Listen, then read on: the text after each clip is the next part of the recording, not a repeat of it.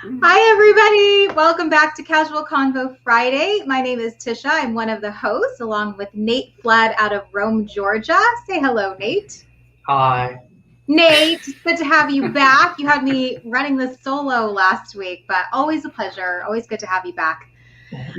Sometimes people just need me. Sometimes people just need you. Yeah. Hey, I got this. I got it covered. We're good. We're good. Hey, today we have a very special guest. This is Coach K, Herb with Coach K's Performance Training. He is out in my neck of the woods in Arizona. And little bonus for you, he's actually my trainer. So yeah, so all those videos and all those pictures I've been posting lately on social media, Herb has been the photographer and the guy that's like kicking my butt, ready to go. So, okay, today we're talking about mindset and biomechanics, and not just really for your body, but we'll bring it back to a business topic here too. But we're going to get started. If you have any questions or you're tuning into this live on Facebook, LinkedIn, or YouTube, you can always use the comment box and say hello and chat with us. And we're going to get this started. All right, Nate, take it away. All right. Well, Herb, thanks for coming on. We greatly appreciate it. And I'm going to kick things off with, growing up, I played sports. I was in the military. I've seen and done all sorts of physical fitness type of things. So what have you seen? Because I'm curious, because I definitely saw changes, but I'm not as involved in physical training as much as you are. What changes have you seen over the years as you've kind of worked through the systems, come up with new systems to put in place and stuff? How's that changed for you? A lot of ways. I would say, it changed and it hasn't changed. Okay. Part of the biggest thing I've seen recently, like in the military, which branch were you in? I was in the Army. Okay. So I don't know if you're aware that the Army changed their fitness test that they've had for 100 years to 2 years ago, the Army Combat Readiness Test, right? Mm-hmm. Which is tons more realistic than the old test that they had. Oh, yeah. And that's actually a good thing. So they're realizing they need to change something and make it more realistic so it carries over into the field, even at the risk of that they're going to wash out a bunch of people. So that part is good. The other good part is that as technology has come along, people are using technology in a good way, measuring things, and actually there's a couple of schools that will say you're jumping, right? Mm-hmm. In the old days, you would do so many jumps until you just fall on the ground and say, "Coach, I can't do anymore." And your coach would say, "What?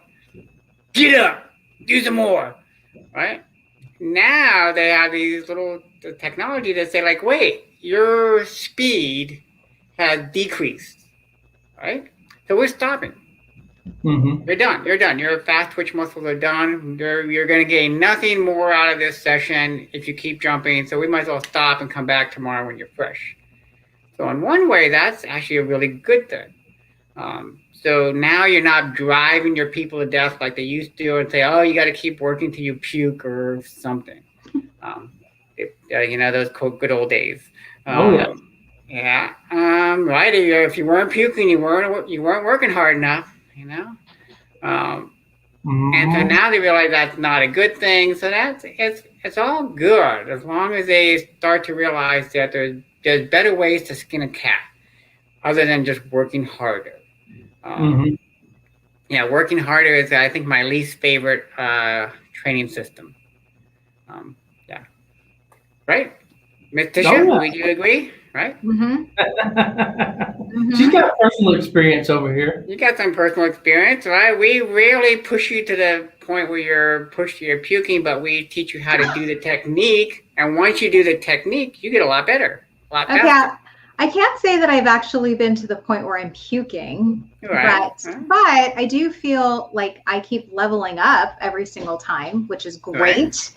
Great because I remember, so Coach K and we've been talking about, okay, do these routines every single week. You're doing muscles Monday, Wednesday, Friday, you're running Tuesdays and Thursdays. And I remember he's like, you need to be running like 3 miles, like just do the 3 miles. And I was like, no, I don't want to do this. I'm not a runner. But I think that we get into this, and today we're talking a lot about this, about mindset. And if I say, I can't do that, you've already put it in your head, innately put it in your head that I'm not going to run that. I won't run that. I can't run that. But remember I told you, Herb, like right after I did it, I was like, I just did my 3 miles. Boom. Right. Done. Boom. Done. Right. And it wasn't as bad as what you thought it was going to be. Exactly. Right. Yeah. You know, and speaking of mindset, since you jumped into that, I was just on a Zoom with a client last night, and we went through his whole workout program. And at the end, he goes, yeah, you know, I could just tell what's coming. He's like, you know, I hate you guys if you have kids, right? And your kid walked into the room and you can just tell, like, they got something to say. So he's talking to me and he says, like, yeah, you know, but I'm going on vacation next week. And I'm going to be gone Sunday through Thursday. And I know what he's saying, right? And I said, yeah, and what? Yeah. And I said, oh, you're saying that because you're on vacation, you won't be able to do any of your workouts. Right? That is what? Just like I hate running. Mm-hmm. Yeah. And he said, I said, really? Why? And so I realized it was his mindset that, oh, I'm on vacation, blah, blah, blah, blah, blah, blah. I said, well, you can be on vacation. You got a hotel room. You can do your weights. And so by the end of our discussion, just like when you talk to your children, he realized he could do his workout in his hotel room. It would take him 20 minutes and it'd be done, and rather than losing a whole week. But he came into it with that mindset of like, oh, I'm on vacation, I can't get anything done. So, yeah, that's really, it's just mindset there. So, do you work out, Nate, when you go on your vacations? When you take a vacation? No, I haven't worked out in years, to be quite honest with you. My workout is yard work and chasing my kid around now. I did so much of it growing up that I was just like, I'm done. I'm done. That's enough. I do just enough to not be a size 40. Okay. All right, there you go. No, I mean, you know, it's the whole mindset thing. I mean, you know, for me right now, the challenge growing up for the stuff I was doing was the physical part, but now my challenge is mental. You know, I have to exercise my brain more than I do my body. So obviously, somebody like Herb here, he's going to disagree with that a little bit. I should probably work some workouts into the mix, but you know, that's just the way it is. But Herb, I got a question for you. Yes, you're right. I would disagree with you. And we were throwing, the research shows that they did a study with a bunch of school kids that the groups that exercised before their big exams all scored better than the group that didn't. Mm-hmm. Because that little bit of exercise actually stimulates your brain to make new, what's called BDNFs, which makes new brain tissue and circulation. So your brain actually works better with a little bit of exercise. So. Oh, I can agree with that. Yeah. Still doesn't mean I'm getting up to work out. You may not agree with that. I can agree with that, but I'm not going to do it. But I can agree with that. So with that being said, though, Herb, and I know you touched base with the client you were talking about. How much of your job now is coaching more the mindset than it is the body? You know what I mean? Like, because it seems like that's always everybody's hang up. You know, I used to tell guys when I was in the Army and stuff, like, if you can get through 2 weeks, you'll be on a routine. You'll be able to keep it up. So you just got to push through 2 weeks, you know, kind of thing. That was just a simple training method, obviously. But how much of your job is more in the mindset side than it is the physical? Right. I would agree with you. And in the last 2 years, especially after I started doing a lot more mindset training with these retired Navy SEALs. So in the old days, I would approach it like most other trainers. Here's your program. This is what we're going to do. You know, just rip off the number of reps or the number of miles you have to run. And then if somebody was plateauing or they weren't making any progress, then it's like, oh, they're just a slacker or something, right? Mm-hmm. And now that I realize that the first part of my program, before I even get into techniques or how much you're going to do, is we start talking about your mindset. Right? Why do you want to do this? How come you want to run that race? How come you want to do that pull-up? And if we can't get you to the point that why you want to make that change, then I know you're going to come in for the first week or two and then just fizzle out. Right? Just like you look at every health club, January 1st, they sign up 1 million people, and by March, nobody shows up.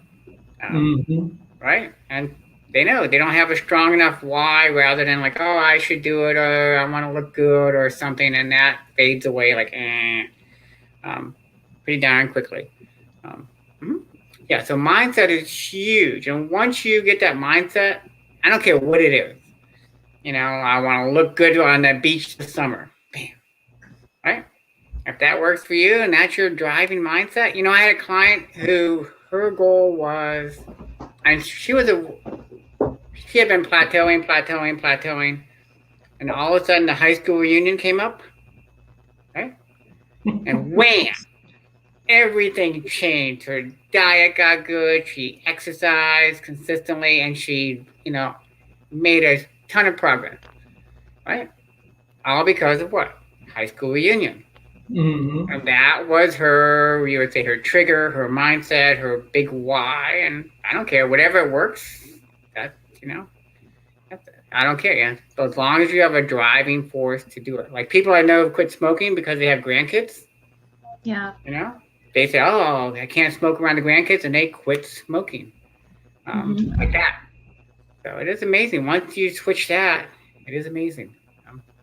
I want to chime in on that too. I think that for me, health is always going to be a big important factor. And seeing, like, I have my father right now he's in his 70s, but looks like he could be in his 90s just because he's aged so much. And I always want to say that, like, if you don't have your health, then what have you got? We've talked about this, Herb. Like, if you don't have your health, what have you got? Like, what's the quality of life that you're going to be living? I was telling a friend about this yesterday. We met for lunch, and I said, the choices you make now are greatly going to affect how you're going to live your life later. And I look at my mom who's in her 70s and like trotting around town and traveling all over and doing Zumba in her living room. And I was like, I want that kind of life. Like, I want to know that I can get up out of bed and just go. Like, I'm not strapped to the bed, bedridden, and people have to take care of me. Like, I want to know that I took care of my health early on. Hey, Nate, there you go. There's some. There you go. Yeah. No, but it's, when you say that, Tisha, years ago when I had my old gym, I had a senior class that came in pretty consistently. And the driving force was they still wanted to live at home. Yeah. Right? They didn't want to go to the assisted living. They didn't want to go to the nursing home. They didn't have to go live with their kids. They liked being independent and having their own house. And for them, that was a very real connection of, I can stay healthy, I can live at home. And so, that's huge. And you look at people, how many people that struggle just carrying in the groceries, right? Yeah. Or they go someplace and say, oh, can you put that in the car for me because I can't lift it or something. Yeah. Kind of bad. Yeah. I want to say hi to a couple people. Oh, sorry, Nate. I was just going to give a shout out to a couple people that are joining us here on LinkedIn. We have Terry, he said workout mindset. And then we have Mr. Charity 2 ROI Ted, turnkey empowerment distribution. Yes, we have a couple people joining us here on LinkedIn. So if you are joining us live and you have a question for Herb, make sure you throw it in the chat so we can answer it while we're on. All right, Nate, you were saying? Yeah, no, I was just agreeing with what Herb was saying. You see a lot of that, and I would imagine most of the, and you can correct me if I'm wrong, Herb, most of the mindsets that really work for people are the ones that are born out of necessity, more so than like the vanity thing, I guess you would say, right? Correct. Yeah, because the vanity thing goes away in about 2 weeks when you don't see those results that you want. And then you say, it's not worth it. I'm just going to give it up. I'll just get different clothes or something. I'll just get the next size up. I'll just get size 40 jeans. Yeah. My size 40 jeans. I'll get That'll work. Right. Yeah, I'll just get that relaxed fit. Relaxed fit. The mom butt jeans. That's what I'm gonna get. I'm gonna start sporting those. Right. I know Tish and I talked about this thing of like making this goal. I realized a couple years ago is like always tuck your shirt in. Mm-hmm. Because what do you do when you start getting that couple extra inches around the middle? You just start wearing your t-shirt untucked. Because it's easier, kind of hides that little extra spare tire. As you would say down in Georgia, that Dunlap disease. Right? Right. Dunlap disease is hitting. Oh, yeah. Okay. So you just start wearing your clothes a little different. And part of, what drove it for me is, since I have a little young son, is watching the number of parents when we go to the playground who sit on the side, right? They're over there somewhere, usually on their cell phones or something, and their kids playing all by themselves. And because you realize they're so out of shape, they can't get on the playground equipment with the kids, or go climbing or go swim in the lake with them or something. Yeah. And I think, that's kind of bad, because as a parent, you should be able to do these things with your kids, right? Right? I mean, that's part of a kid, is being able to go in the water, go climb trees, go do all this other stuff. But, while you're that great little age. And have a parent that says, we can't do that. We got to hike up that hill. Let's just wait and do it. Let's go to the store and grab something to eat, right? Yeah. So that's another, I think for me, that's another personal driving factor to, like, I want to be out there doing stuff with my son rather than sitting on the sidelines. Yeah. And watching. So I agree. So to touch base on that a little bit, and I'm gonna kind of like switch into my role here a little bit. Whenever we're working with a new client, it's always easier for us to deal with cases where you're in the extreme, right? Either A, they're extremely good at what they do, but they just want to get that extra level. So they've already got the right mindset. They're just looking for help. Or B, they're on the other end of the spectrum where they're extremely poor performing, and they're looking for anybody to help them get out of that hole and start moving forward, right?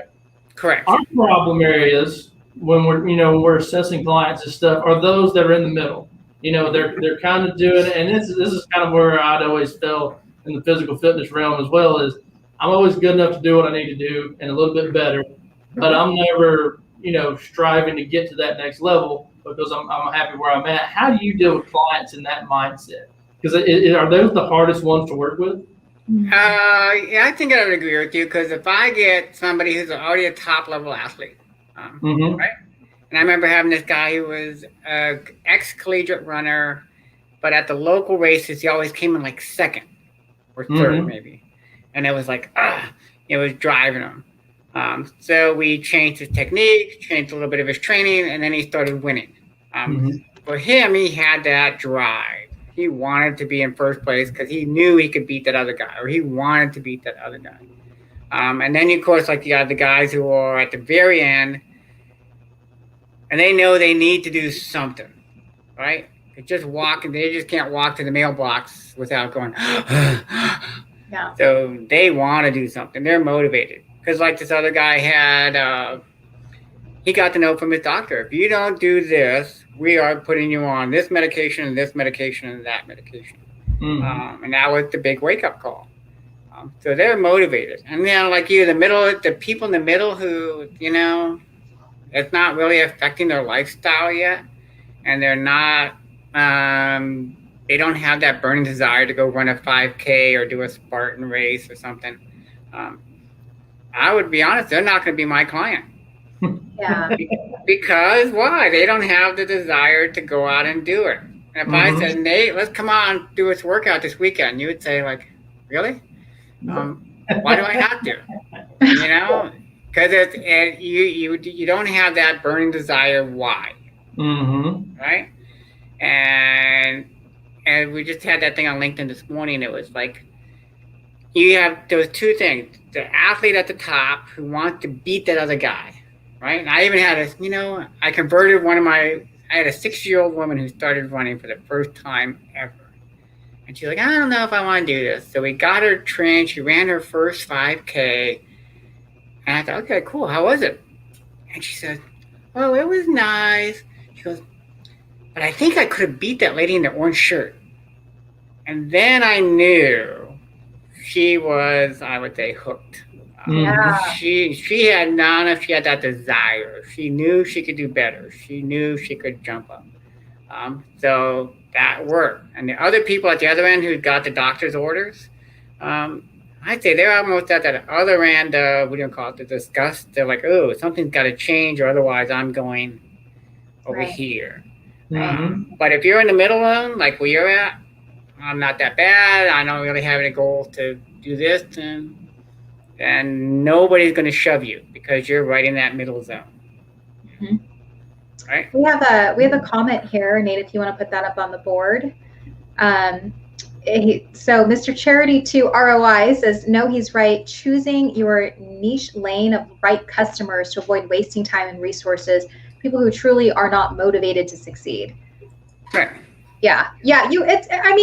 What do we say this? You can't beat a dead horse. If you don't want it, you don't want it. But if you have shown that you want to change and that you're willing to put in the effort, then you'll seek out the help to get you there. But if you're like, life's good, I'm good in my 40 pants.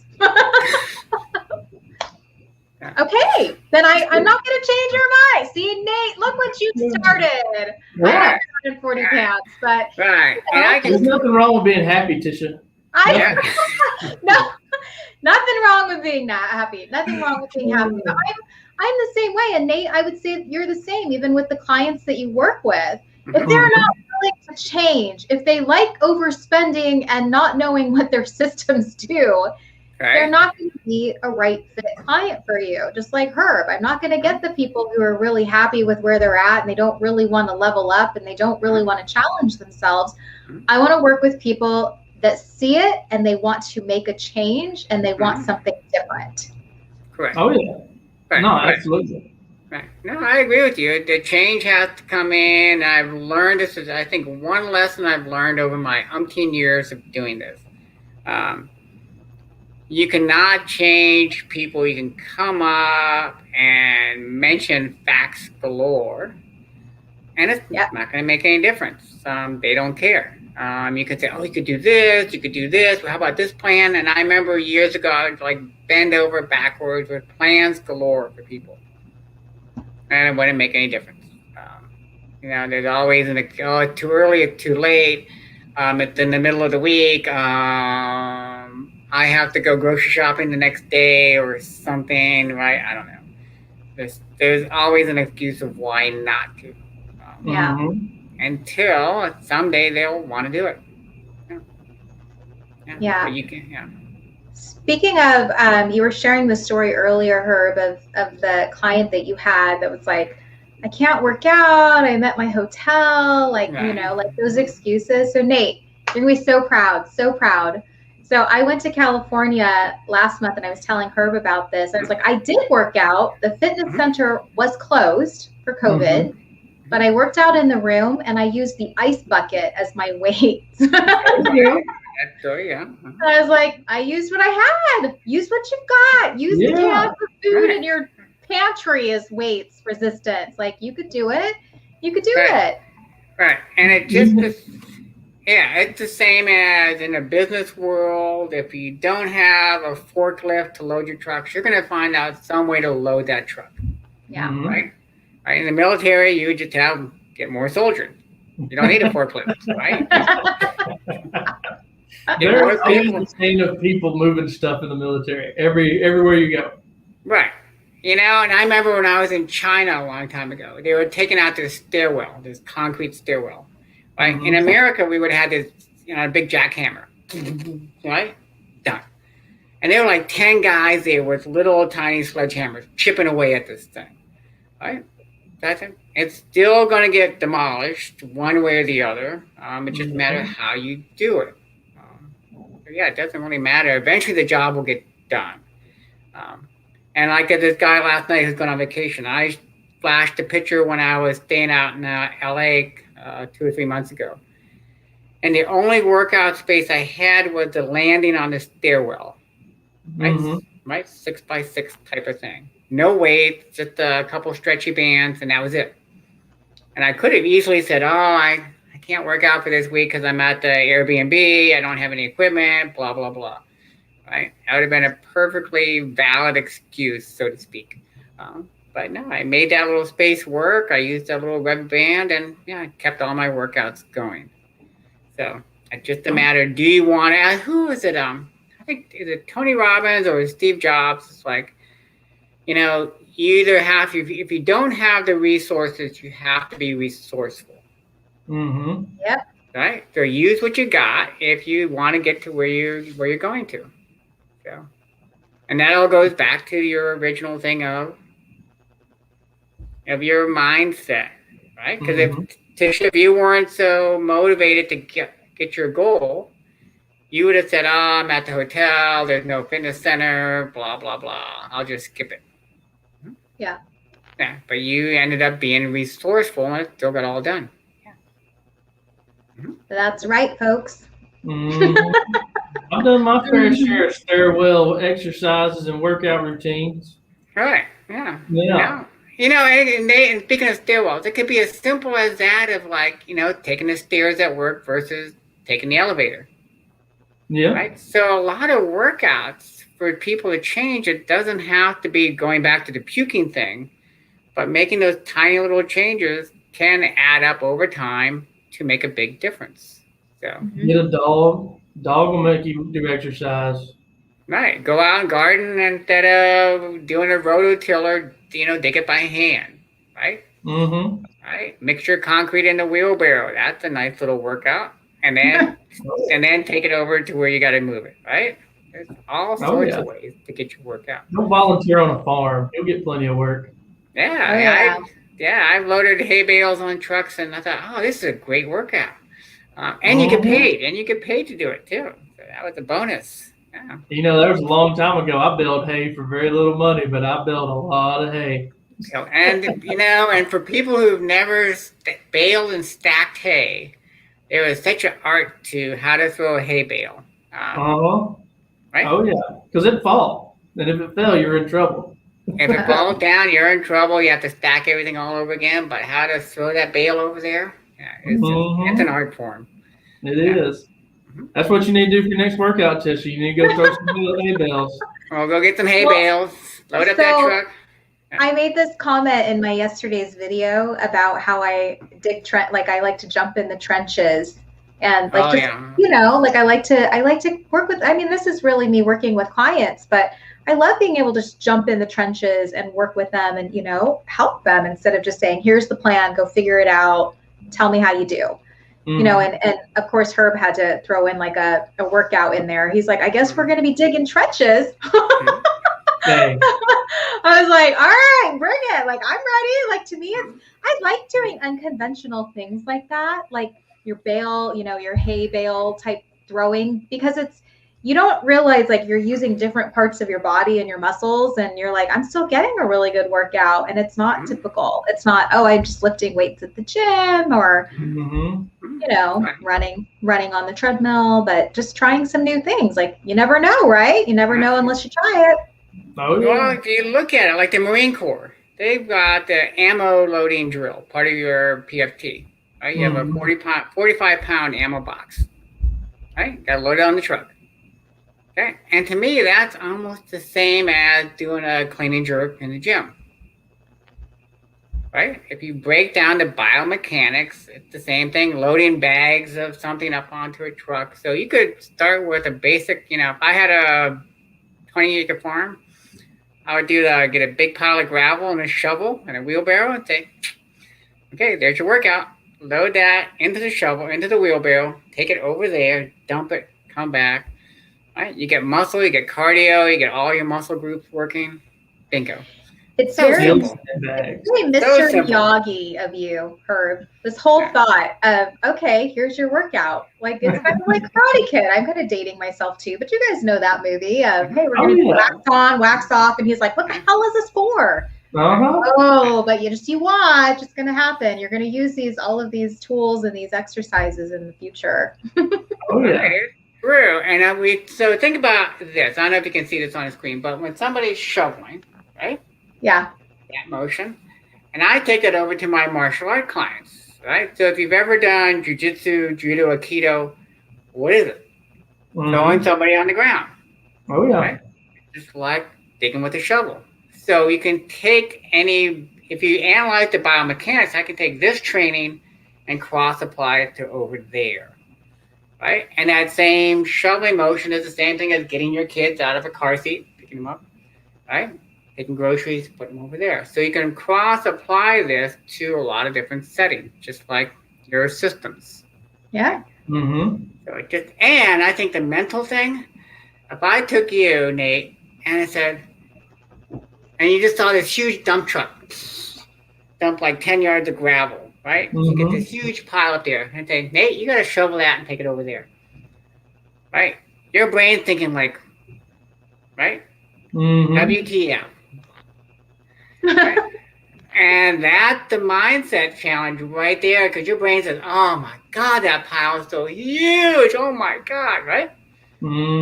And so mentally, it's almost more mental than it's physical, because you don't see any dent in that pile for a while. No, right?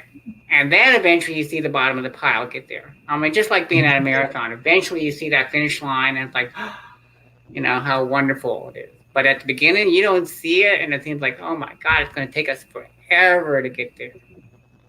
But eventually, if you can keep that focus, you will get there. And that's where the mindset part comes in. And just like, what do you want to say? If you're going for your beach body, right, for the summer, you're not going to see anything that first week, the second week, the third week, the fourth week. By the 6th and 7th week, you're going to start seeing some changes. But you've got a lot of weeks that you got to go through on your own internal motivation before you start to see the external results. So, oh yeah. Right, just like any business. Nobody opens a business on week 1. You're making tons of money. No. Nope, never. Now, unless you're selling illegal things on the streets or whatever, but that's a whole Even other then, thing. you still got to get people to trust you. You got to get people to trust you and buy from you, yeah. So, but you got to get that mindset of how to stick through this thing to this thing to the next step. I completely agree with that. Well, Herb, we've got just a few minutes left, and we always like to give our guests a shameless plug time for you to talk about yourself and the stuff that you offer. Obviously, you've been talking about that throughout the session. But go ahead and tell us what you're willing to offer people and how they can get a hold of you. Oh, how they would get a hold of me is, I think the easiest is LinkedIn. Okay. Right? And I don't know if you guys have the link over here or in your chat. And what I do with people is almost like what we were talking about earlier. My favorite client is that I would call it the middle-aged adult, like you, Nate. Like you. Hey, we're going somewhere with this. But the middle-aged adult, to me, it's like I've worked with high school and college kids, and they're great young athletes, and you think you want those people. But mentally, they're just not quite there yet. Whereas that middle-aged adult, they kind of know what they want to do. They have their time set down. They have a job. They have their family. They're a lot more organized and focused. And they say, all right, I can devote this much time. And when they come in, they know what they want to get done. And that's like the perfect type of client to work with. Because then all I have to do is point them in the right direction, and we just keep going forward. So, right? So, makes sense to me. It's like Tisha. She's going to be doing the Spartan Ultra Beast workout coming up pretty soon. Yeah. I know. She's like, oh, I'm not bothering with that little simple 5K thing. I'm going up for the big girl thing. I think Sean and I are going to hit the super. That's the next one. Beast not quite. Beast not quite, but super Super is calling our name. That's super, yeah, because you already did the sprint. So why do the sprint again? Jump up to the super. Yeah. There you go. Yeah. Now that you know how to do monkey bars, it'll be easy. I know. I've got calluses to show it. Yeah. There you go. All right. Well, very good. Well, thanks so much, Herb, for being on Casual Convo Friday today, and You're to our welcome. guests that were watching us live and commenting. And you can always catch the replay too and connect with Herb on LinkedIn. Herb at Coach K's Performance Training. Nate, thanks again. I know we're just picking on you a little bit there, sir. But yeah, if you want to learn about biomechanics and mindset, Herb's definitely the guy to reach out to. So we'll put his information in the chat. And thanks, guys. Happy Friday. We'll see you guys. We will not see you guys next week. We will see you back on June 18th because Nate and I have a couple of vacation plans and taking some time off this June. So we'll be back on June 18th with Nat Handler joining us. All right. Thanks, guys. And thanks, Royce. Royce says thanks, Tisha and Nate. And great to have you guys. And we'll see you back next time. See y'all. Have a Bye. good one. Bye-bye.